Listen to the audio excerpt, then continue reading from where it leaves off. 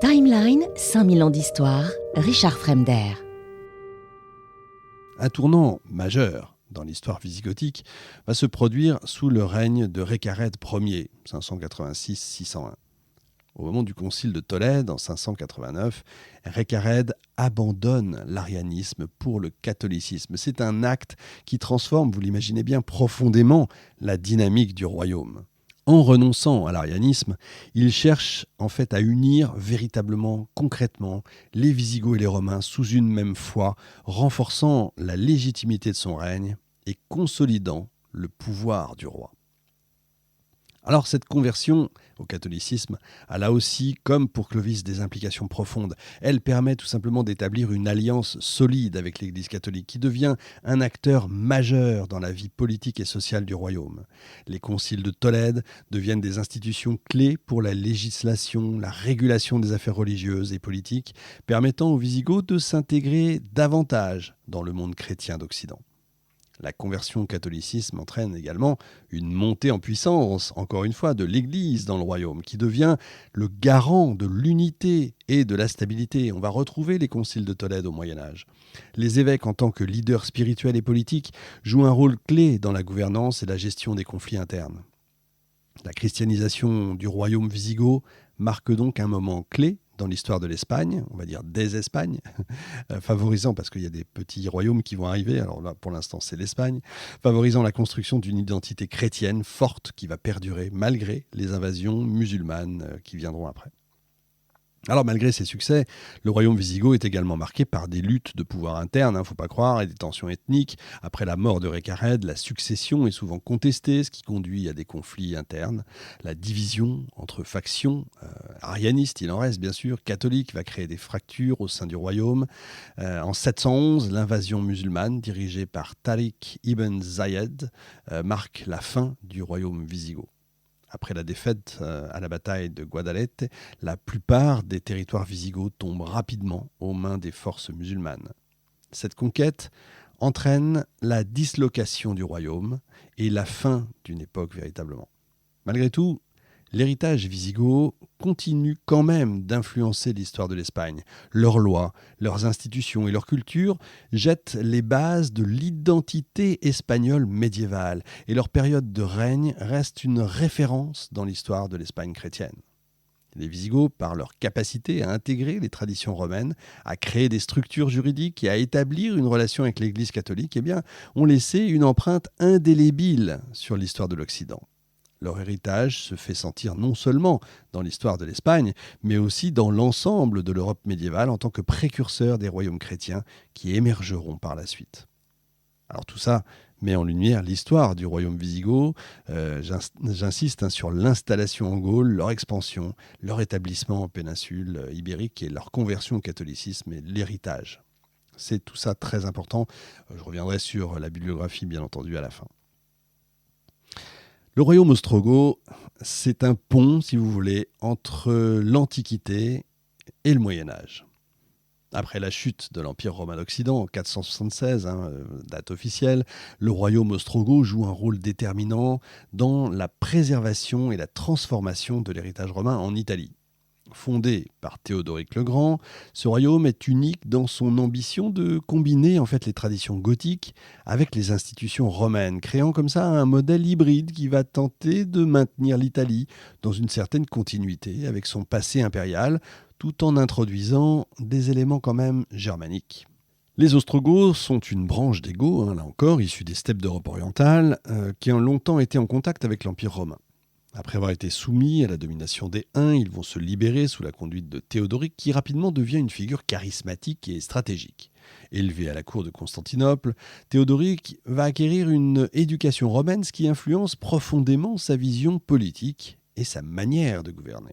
La chute de l'Empire romain d'Occident en 476 est marquée par la déposition, je le disais tout à l'heure, du dernier empereur Romulus Augustule par le chef barbare Odoacre qui gouverne alors l'Italie au nom de l'Empire d'Occident. Malgré tout, Odoacre est perçu comme une menace par l'empereur d'Orient Zénon qui décide de soutenir Théodoric dans sa conquête de l'Italie.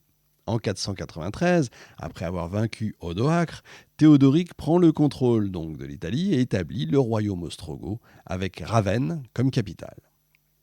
Son règne, on l'appelle Théodoric le Grand, jusqu'en 526, est souvent considéré comme l'âge d'or du royaume ostrogoth.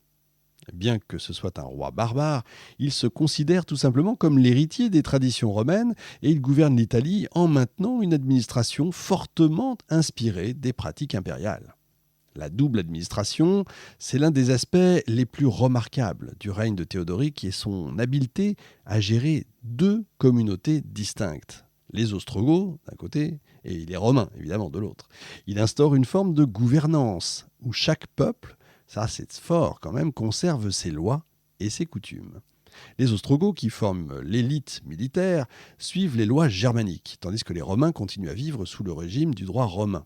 Cette bipartition légale permet de maintenir une certaine harmonie entre les deux populations, même si les tensions subsistent évidemment en raison des différences culturelles et religieuses. Si vous voulez, c'est un peu ce qu'on appellerait aujourd'hui le multiculturalisme. Par opposition, donc multiculturalisme un peu à l'anglo-saxonne qu'on connaîtrait aujourd'hui, les États-Unis, l'Angleterre, par opposition à ce qu'on connaît plutôt en France, ou ce qu'on connaissait, on va dire, plutôt en France, c'est-à-dire tout le monde pareil. Je fais simple et je fais une synthèse.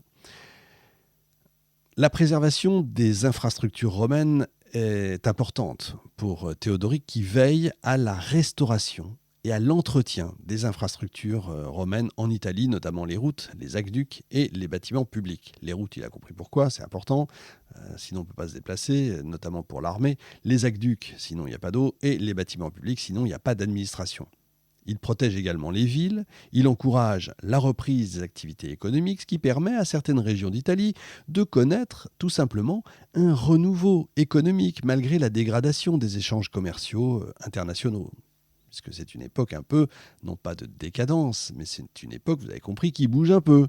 Ravenne, sa capitale, est embellie par de nombreux projets architecturaux qui reflètent la grandeur de l'époque impériale, tout en intégrant des éléments gothiques par-ci par-là dans la conception des monuments. Protéger la culture romaine, c'est aussi très important pour lui. Il s'entoure de conseillers romains, parmi lesquels, je le disais tout à l'heure, Boès, Cassiodore, deux érudits très importants. Boès, c'est un philosophe, un homme d'État, chargé notamment de traduire les œuvres philosophiques grecques en latin, assurant comme ça la transmission importante du savoir antique à l'Europe médiévale.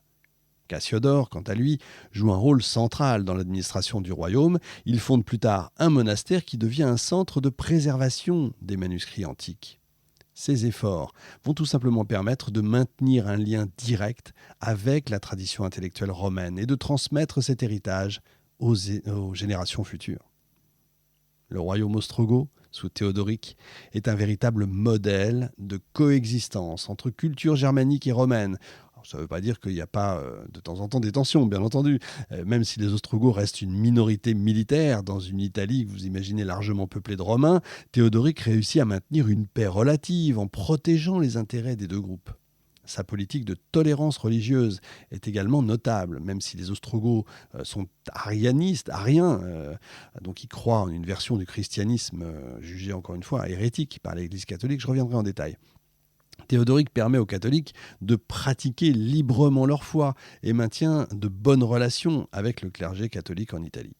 Cette tolérance religieuse, c'est une stratégie politique qui est très habile parce qu'elle évite les conflits religieux qui avaient marqué d'autres royaumes barbares, le royaume wisigoth par exemple dont j'ai parlé tout à l'heure, avant sa conversion au catholicisme. Malgré tout, et malgré cette relative stabilité, les différences religieuses entre les deux vont créer des tensions sous-jacentes qui finalement fragiliseront le royaume à long terme.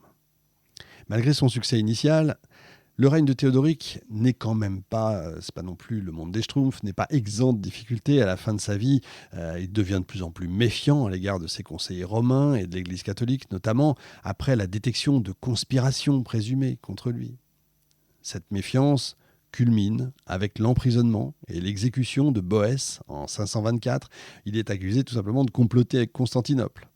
Cet acte va ternir l'image de Théodoric comme protecteur évidemment de la culture romaine et va affaiblir son autorité tout simplement auprès de la population romaine. Après sa mort en 526, son petit-fils Athalaric lui succède sous la régence de sa mère, Amalosonte. Malgré tout, Athalaric meurt prématurément en 534. La régence d'Amalosonte, même si elle est intelligente, diplomate, ne parvient pas à empêcher la montée des conflits internes. Les divisions au sein de l'élite ostrogoth ou ostrogothique, comme vous voulez, combinées aux tensions religieuses entre Romains et Ostrogoths, affaiblissent le royaume. Timeline, 5000 ans d'histoire, Richard Fremder.